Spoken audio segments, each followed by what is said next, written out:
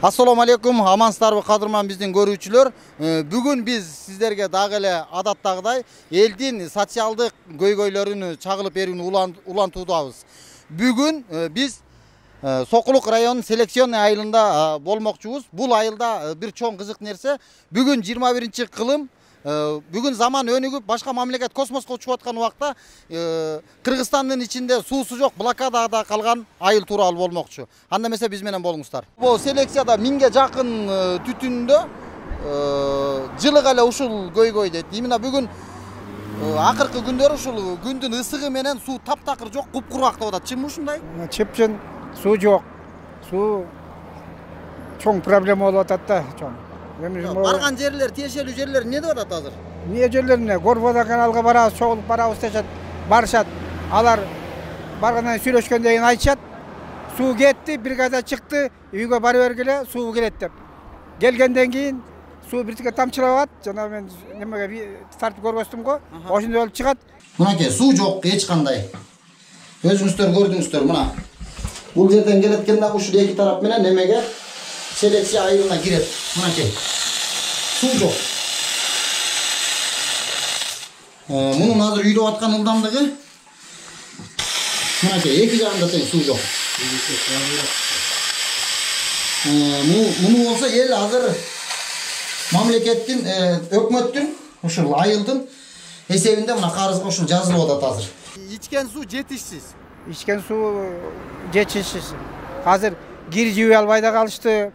Бага азыр Европа неме өтүп атат го? Подмышкын карды жуугула, көзүн көрүп мынтип сүрүп коелу. Биз ошого келип калдык азыр. Өнүгүүнүн жолунда турбайбыз. Аябай өнүгүп атабыз.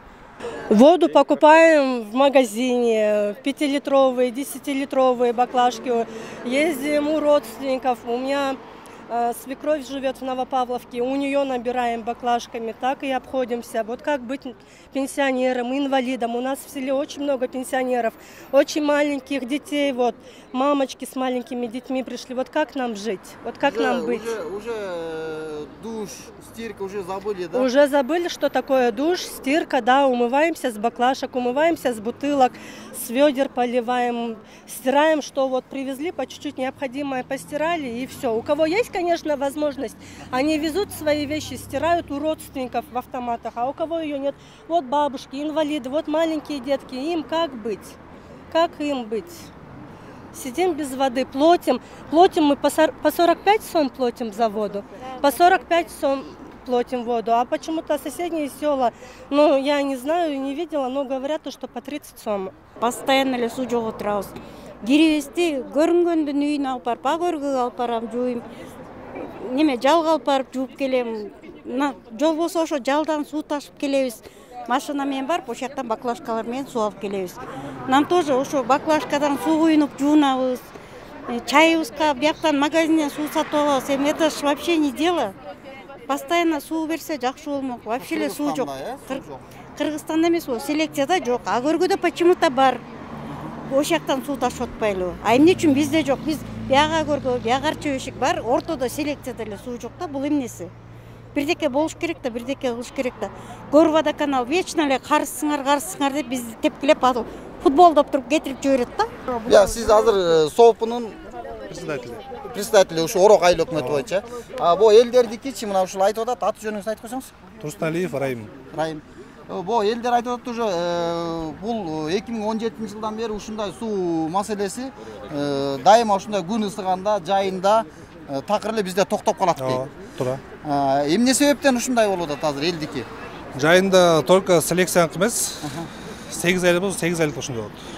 Жайында 3 ай ушундай болот да. Эмнеге дегенде 80% полив.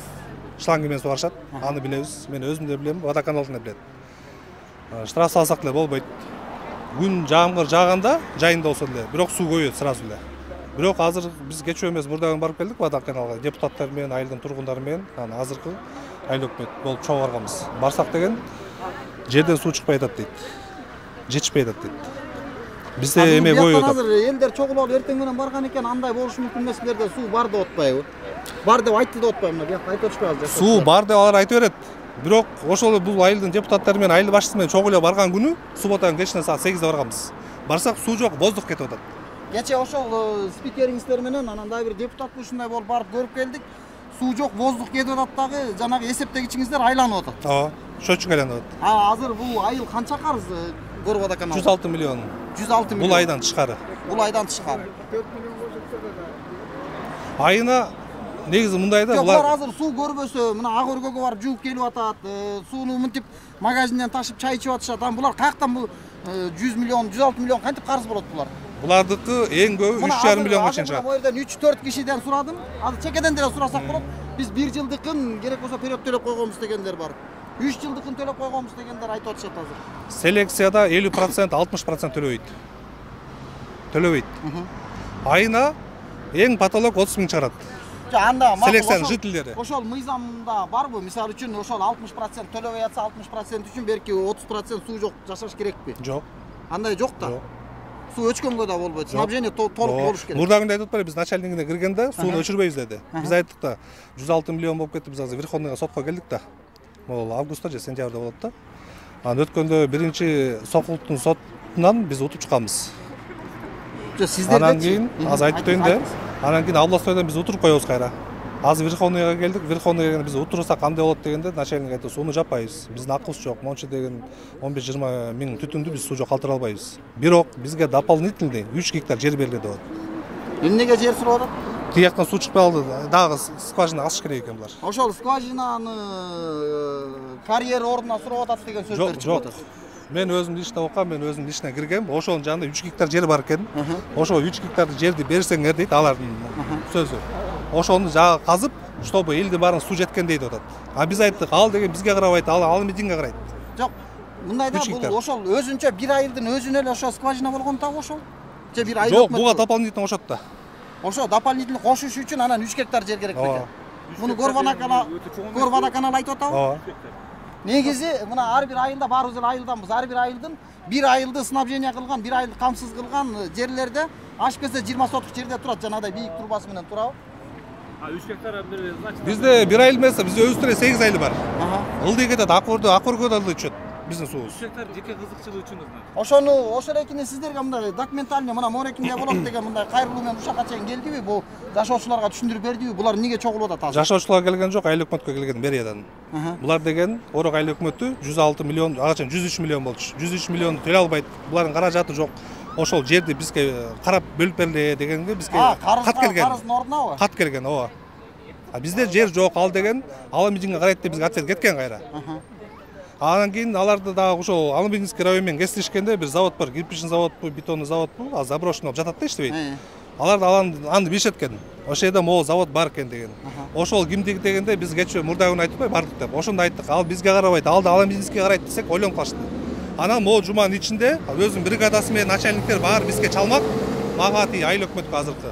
Чогуу бригадасы менен ошо тоон менен кыдырып көрүп кетейли, эмне жер бар, эмне жер жок. Бул ошо суунун жана курулушу. Казына кечебиз. Азыр эмеден спикерден дагы эме кылалычы. Сиздин оюңуз кандай мына ушул суунуку боюнча, мына ушул сиздерди шайлаган шайлоочулардын мына ушундай ыйлап монтип жүрүшпөйбү? Биз суу көрбөй калдык дейт, жуунбай калдык дейт. Эми сууну действительно жай келген сайын күндүз өчүрөт, түндө берет. Түндө азыр вообще бербей калды. Анан карызды жөн эле көбөйтүп атышат да 100 миллиондучу. Азыр сиздер мына бул суу бияктын инженери азыр бу жердин представитель боюнча ээрчитип барып, ошо сууну биз тартып келдик да. Ошону көргөздүңүздөрбү? Бу жерде воздух кетип атат дагы, аба кетип атат. Эсептегичиңиздерди айлантып атат. Бул жактарга көрсөттүңүздөрбү? Билет. Эмне үчүн ага эме болбой атат, чара көрүлбөй атат? Ошону токтотуп, мына суу жок азыр. Биз кечээ эмес мурдагы ошо водоканалга начальнигине киргенбиз. Киргенде бизде воздух менен мына видеодо көргөзгөндө жарым саатта эле бияктан чалышты, суу келди деп. Видео менен сразу ошол жакта отурганда жөнөттү. Биз кайра келебиз, 2 сааттан кайра суу жок. Ошондо ойнотуп атышпайбы? Биз ойнотот. Булар анда мындай бир кандайдыр бир кызыкчылык менен эле балким ошо жана 3 гектар жериңиздерди сурап аткан жокпу? Спикер катары сиздерде кандай маалымат барбы? 4 жылдан бери ошого эле такып атышат. Бияктын эч күнөөсү жок булардынчы.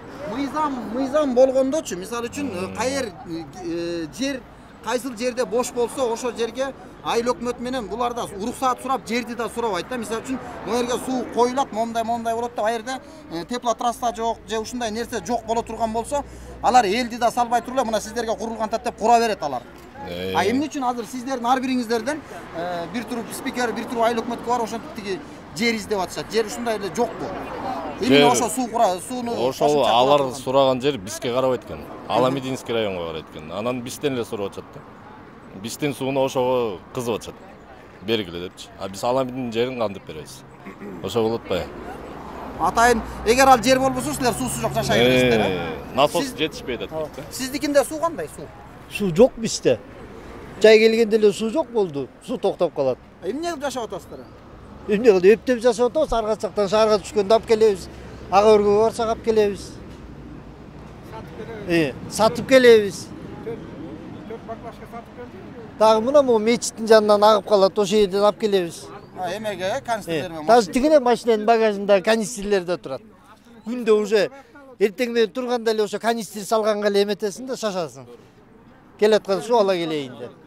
Мына ушул Ак өргөнүн мечитинин жанында жалгыз ушу суу аккан кран бар. Бул жерде элдер эртең менен жумушка кеткичекти, анан жумуштан келгенден кийин буга жакындоого мүмкүн болбой калат элдин көптүгүнөн. Жалгыз ушул жерде бул селекция айылынан башынан бери эсептегенде бир 2 чакырымга жакын жерде.